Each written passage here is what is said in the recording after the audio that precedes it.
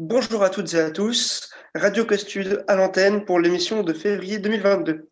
Nous espérons que ce premier mois de cette nouvelle année s'est bien passé pour vous.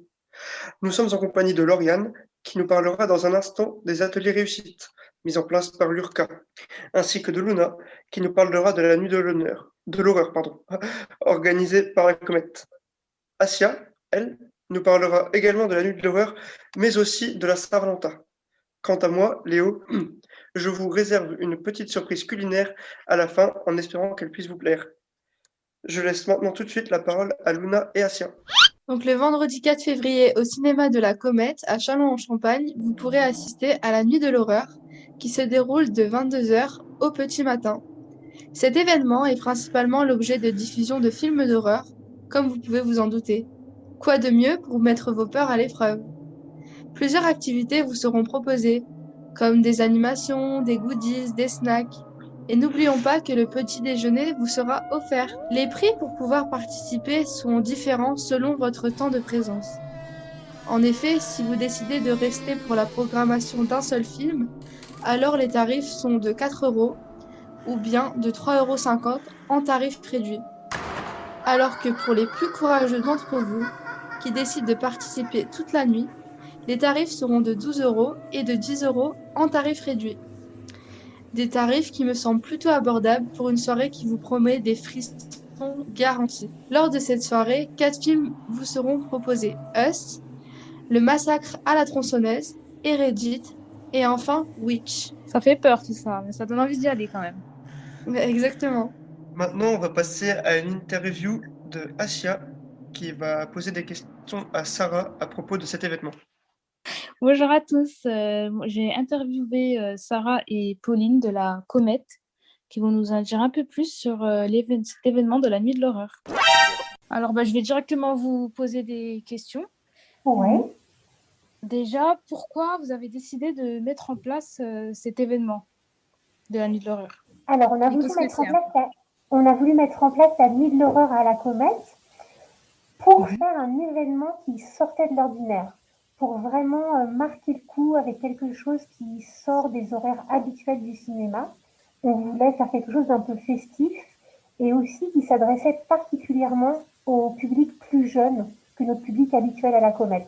Et on s'est dit que faire une nuit, vraiment, donc c'est toute la nuit de 22 heures à 6 heures du matin, ça allait peut-être créer dans Châlons une envie, une attente et quelque chose qui allait mobiliser les jeunes. Ok, et depuis combien de temps c'est mis en place ça? Vous faites ça? Et ça sera la toute première édition. Le 4 février, c'est la première fois que ça arrivera. Et on travaille dessus avec Pauline depuis décembre à peu près. C'est vraiment une mise en place qui prend 2 mois pour arriver à faire cet événement. Et on a associé aussi des jeunes qui travaillent avec nous, qui co-organisent la nuit. C'est des jeunes lycéens de Bayen. Et puis, on a beaucoup de relais auprès des étudiants. Ok, d'accord. Est-ce que vous pouvez nous expliquer un peu ce qui va se passer durant cette nuit, le déroulement? Alors, la nuit, elle va commencer aux alentours de 22h15. On a prévu 4 films, parce que du coup, la projection de ces 4 films à la suite va faire que ça va durer toute la nuit, jusqu'au lever du jour. Donc, on va commencer avec un premier film, Us, à 22h15, qui durera à peu près 2 heures. Ensuite, on aura une petite pause pour permettre aux gens de se restaurer, d'aller aux toilettes, et on va ensuite suivre avec une animation dans la salle de cinéma avant de lancer le deuxième film. Après le deuxième film, il y aura encore une animation, une petite pause, etc. On lance le troisième film, ainsi de suite pour toute la nuit. Et pour compléter, donc en fait, la nuit, c'est 4 films avec des animations, avec possibilité de se restaurer, avec du thé, du café offert toute la nuit et un petit déjeuner offert au matin. Et ce qui est important de signaler, c'est que c'est une nuit qui a une thématique et c'est une nuit de l'horreur. C'est 4 films d'horreur qui vont être présentés. Ok, d'accord. Et justement, vous nous parlez de restauration, tout ça. Est-ce que, comment ça va se passer cette restauration? Parce que on sait qu'il y a le Covid, tout ça, les restrictions, les gestes barrières à respecter.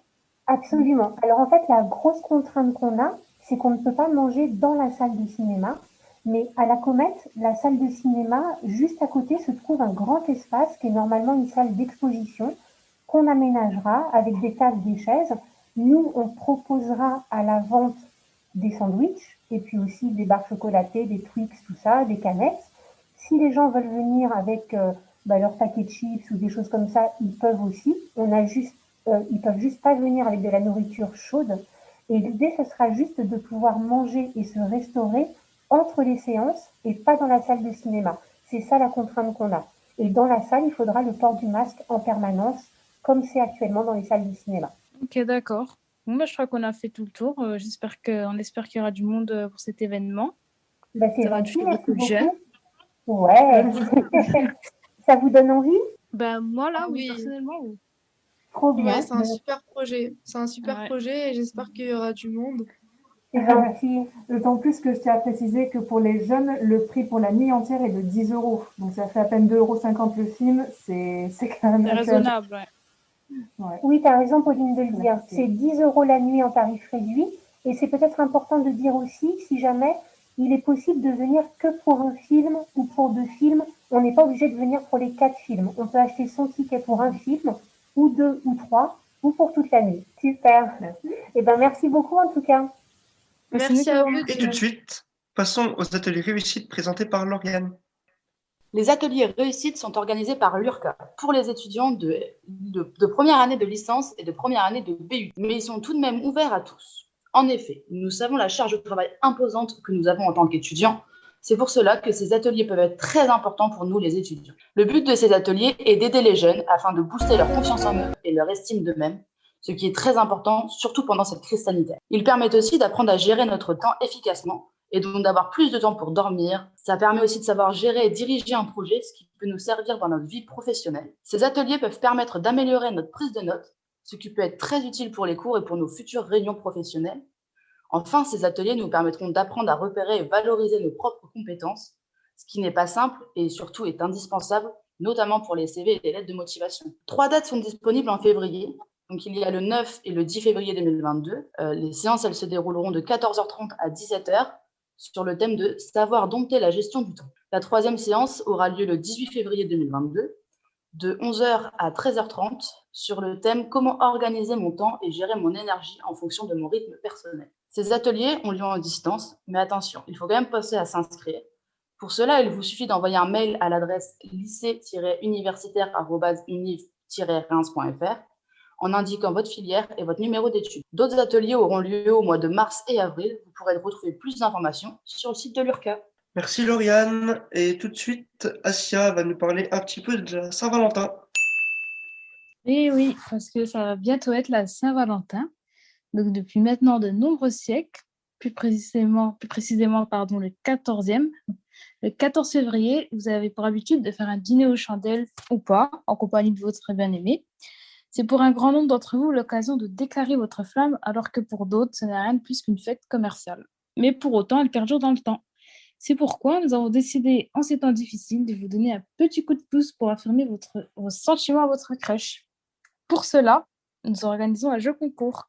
Et oui, le but étant de prendre votre courage à deux mains et de rédiger une lettre d'amour que vous nous transmettrez en main propre afin que nous la donnions à son destinataire.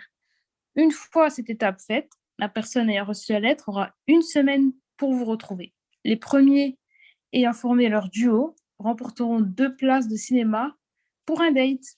Donc, je vous donne un exemple pour que vous puissiez bien comprendre. Imaginons que ça fait des années que, je dis n'importe quoi, Cécilia elle a un crush sur Léo. Elle décide de franchir le cap et de rédiger une lettre d'amour dans laquelle elle lui laisse un indice sur son identité pour que Léo puisse la retrouver. Ensuite, Cécilia, elle va transmettre sa lettre à Lauriane. Et c'est là que Lauriane entre en jeu.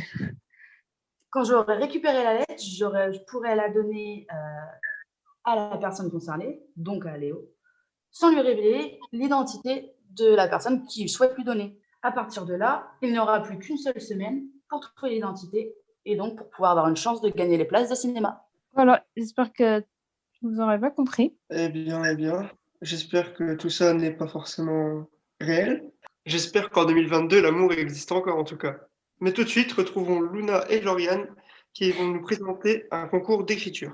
Un concours d'écriture a été organisé pour les IUT, le but étant d'écrire l'équivalent de 2 pages sur « Osons la présidence ». Nous avons ici présente Lauriane, qui a eu la chance d'y participer. C'est pourquoi j'ai décidé de l'interroger sur son ressenti.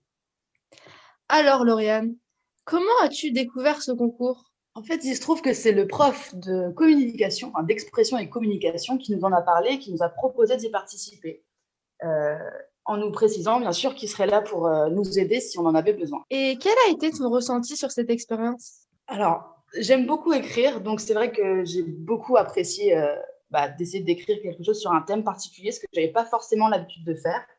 Après, ça reste assez compliqué parce qu'on ne peut pas aller dans tous les coins de sa tête, en fait, parce qu'il faut vraiment rester sur le thème. Mais ça reste très intéressant et puis c'est une expérience vraiment enrichissante. Et est-ce que tu dirais que ça t'a apporté quelque chose de nouveau dans ta façon d'écrire? Oui, parce que justement, comme je le disais, je n'ai pas l'habitude d'écrire sur un thème particulier, donc ça m'a permis en fait, de me plancher sur un sujet réellement. Parce que d'habitude, je pars sur plein de trucs et des fois, c'est un peu fouillis. Donc là, ça m'a permis vraiment de me concentrer sur une seule chose et d'être peut-être plus organisée du coup dans l'écriture. Et puis surtout, ça m'a appris à écrire un peu plus français, avec un petit peu moins de fautes d'orthographe, même s'il y en a toujours. Je comprends.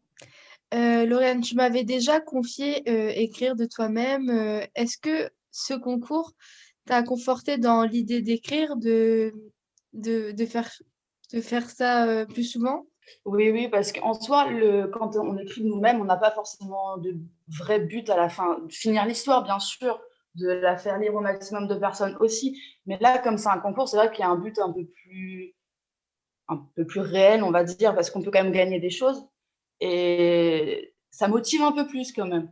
Donc oui, c'est vrai que ça m'a permis aussi moi-même de me remotiver à écrire un peu plus parce qu'avec les études, c'est vrai que j'avais arrêté un petit peu. Donc oui, ça m'a bien reboosté. D'accord, merci Lauriane pour tes réponses. Merci à toi, Luna. Merci beaucoup aux filles pour cette interview. Mais maintenant, il est l'heure de la recette, la partie la plus gourmande de cette émission. Le mois dernier, je vous ai proposé une recette qui réchauffait les cœurs avec un dessert. Mais ce mois-ci, je vais vous proposer une recette à petit budget, simple et rapide. Pour commencer, tu vas faire chauffer de l'eau dans une casserole. Et une fois qu'elle bout, tu ajouteras les pâtes de ton choix. Tu vas couper une échalote que tu vas faire revenir dans une poêle avec un filet d'huile d'olive. Tu laisses revenir quelques minutes, puis tu ajoutes la crème ainsi qu'un peu de citron. Une fois tes pâtes cuites, tu les ajoutes dans ta préparation de façon à ce qu'elles imbibent bien la crème. Tu n'oublies pas de saler et poivrer. Pour finir, si tu le souhaites, tu peux ajouter un peu de parmesan. Et surtout, n'oublie pas de te régaler. Wow, Léo, ça a l'air trop bon ta recette. Ouais, franchement, ouais, elle est incroyable. Je pense la refaire la semaine prochaine d'ailleurs. Ouais, et en plus, elle est facile à faire. Mais ça se voit que ça va vite surtout. Ouais, c'est ça, parce que nous, tu sais, on est étudiants, on n'a pas trop le temps de faire des grosses recettes avec beaucoup de temps. Là, c'est ça.